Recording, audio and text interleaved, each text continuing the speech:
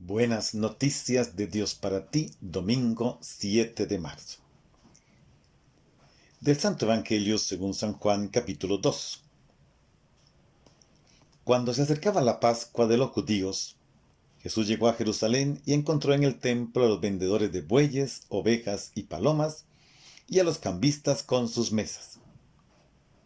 Entonces hizo un látigo de cordeles y los echó del templo, con todo y sus ovejas y bueyes.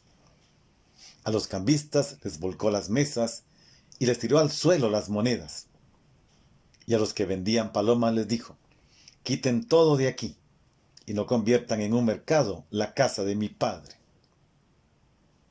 En ese momento sus discípulos se acordaron de lo que estaba escrito: el celo de tu casa me devora. Después intervinieron los judíos para preguntarle: ¿qué señal nos das de que tienes autoridad para actuar así?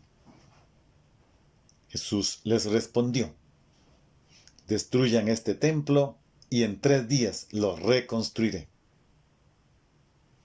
Replicaron los judíos: 46 años se ha llevado la construcción del templo, ¿y tú lo vas a levantar en 3 días? Pero él hablaba del templo de su cuerpo. Por eso, cuando resucitó Jesús de entre los muertos, se acordaron sus discípulos de que había dicho aquello y creyeron en la Escritura y en las palabras que Jesús había dicho.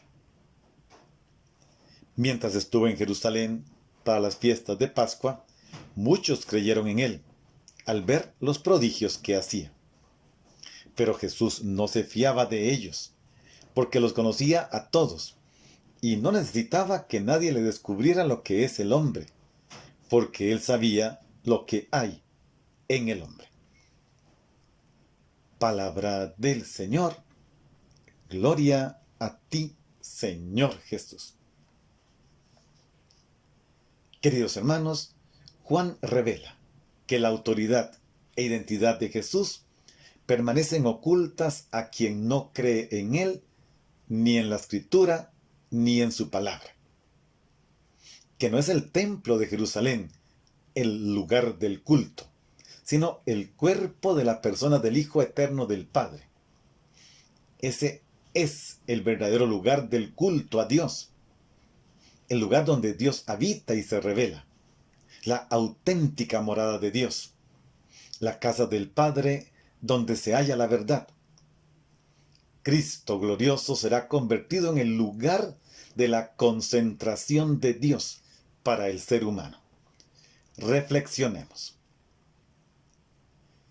Escenas de vida. Existe un poseer que se convierte en tener en propiedad, en apropiación, en disponer sobre un objeto o persona, en hacerlo propio en su uso, en su utilidad y en su expresión. Entonces se cree tener autoridad para posesionarse de las cosas y de las personas, creyendo poder hacer con ellas lo que se quiera, incluso poder destruirlas a su antojo. La palabra en la vida. El creyente vive la fe con autoridad, autenticidad y libertad desbordante, sabiendo que nada ni nadie lo podrá destruir en su identidad de discípulo de Jesús. Muestra a todos quién es Jesucristo, que el auténtico lugar de culto no puede convertirse en un producto de mercado, que la persona humana ha sido rescatada y redimida por el misterio pascual del Hijo Eterno del Padre encarnado, Jesucristo. Vivir la palabra. El discípulo ha descubierto el misterio de la encarnación, muerte y resurrección de Jesús. Recuerda su palabra y cree en la autoridad que él posee para dar vida. Que la casa y las cosas del Padre merecen todo respeto, pero sobre todo, que la imagen y semejanza de Dios, es decir, la persona humana, ha sido rescatada para siempre en él. comprometidos con la palabra. Padre, que las acciones, palabras y autoridad de Jesucristo sean mi fortaleza, mi refugio seguro.